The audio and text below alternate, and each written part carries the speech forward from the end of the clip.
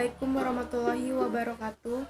Saya Cuculan Sari, NPM D1D020005 dari Universitas Bengkulu, Prodi Administrasi Publik, Fakultas Ilmu Sosial dan Ilmu Politik. Di sini saya akan melakukan tugas bahasa Indonesia, yaitu pidato tentang pendidikan di masa pandemi. Izinkan saya di sini menyampaikan orasi tentang pendidikan di masa pandemi. Sebagai bangsa Indonesia yang baik, kita harus mengikuti peraturan yang telah ditentukan oleh pemerintah, yaitu mengikuti pendidikan yang telah dianjurkan oleh pemerintah. Apa sih pendidikan? Pendidikan merupakan proses belajar untuk meningkatkan ilmu pengetahuan dan keterampilan.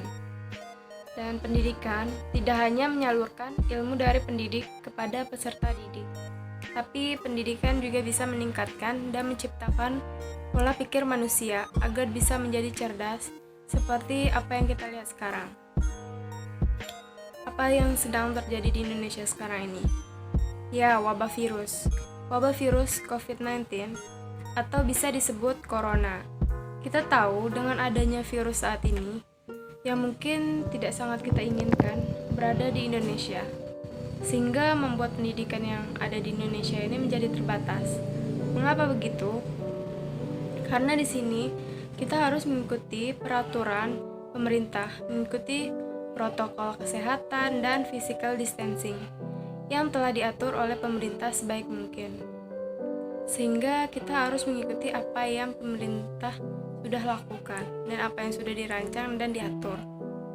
Di sini kita tidak bisa bertatap muka dalam kegiatan belajar mengajar, karena kita tahu wabah ini atau virus ini akan semakin menyebar dan semakin meluas. Kita dianjurkan untuk belajar di rumah, kerja di rumah, melakukan segala aktivitas pun di rumah. Karena kita tahu kalau kita melanggar itu semua, entah apa yang akan terjadi. Entah itu akan semakin meluas virusnya. Kita melakukan semua itu di rumah agar korban jiwa tidak semakin bertambah, agar korban jiwa tidak semakin meluas. Sebenarnya, kita juga resah menghadapi semua ini. Tapi apa boleh buat? Apalah daya. Tentunya banyak mahasiswa yang mengeluh. Tidak hanya siswa, bahkan para guru, dosen, terlebih juga orang tua kita. Mereka juga ikut merasakan semua ini, semua yang telah kita rasakan. Tentunya kita juga sangat mengapresiasi kerja keras para guru, kerja keras para dosen oleh wabah COVID-19 ini. Dan kita juga harus semangat mengejar ilmu. Semua nampak membosankan, tapi kita juga harus berusaha untuk merubah semua ini dengan adanya sistem belajar online. Kita harus mengikuti pembelajaran ini dengan disiplin. Meskipun sebenarnya kita juga kesulitan. Kita harus mencari sumber pengetahuan sendiri, fasilitas pembelajaran seperti buku, majalah, koran, dan lain-lainnya.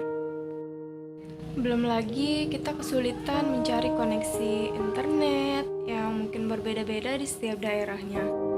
Adapun alasan murid lebih menyukai sekolah offline daripada online, diantaranya yaitu mereka lebih suka bertemu dengan teman, sahabat, kerabat, bahkan doinya. Mereka juga ingin mendapatkan uang jajan dari orang tuanya.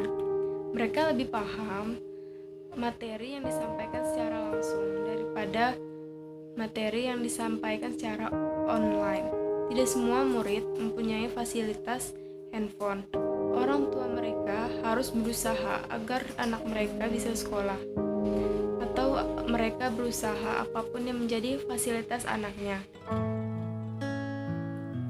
Dengan tidak adanya fasilitas handphone, mungkin banyak anak-anak yang mengusulkan kepada kepala desanya untuk membelikan fasilitas saat mereka melakukan sekolah online. Ada juga anak-anak bahwa mereka harus membantu orang tuanya di rumah.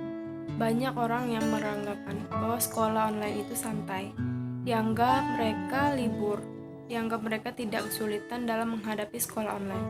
Padahal sebaliknya, yang kita rasakan, kita harus berusaha sendiri, mencari materi, memahami sendiri apa materi yang diberi guru atau dosen kepada kita. Kita harus berusaha cari koneksi internet. Kita harus pergi ke kota untuk mendapat koneksi internet yang bagus demi mengikuti pembelajaran, dan mungkin alasan yang terakhir, kita lebih senang belajar bersama-sama dengan teman daripada kita harus belajar sendirian di rumah. Tidak hanya kita yang mengeluh, tidak hanya kita yang merasakan keluh kesah ini, melainkan orang tua kita juga merasakan apa yang kita rasa saat ini. Orang tua kita harus menyiapkan handphone, laptop, bahkan pulsa dan kuota. Belum lagi mereka harus membantu anak-anaknya mengerjakan pekerjaan rumah. Tapi apa yang sudah kita rasakan saat ini harus kita syukuri, dan kita harus tetap semangat untuk menjalani semuanya. Kita harus menjaga kesehatan juga, mematuhi protokol dan mematuhi peraturan dari pemerintah agar kita terhindar dari COVID-19 atau corona. Dan lebih tepatnya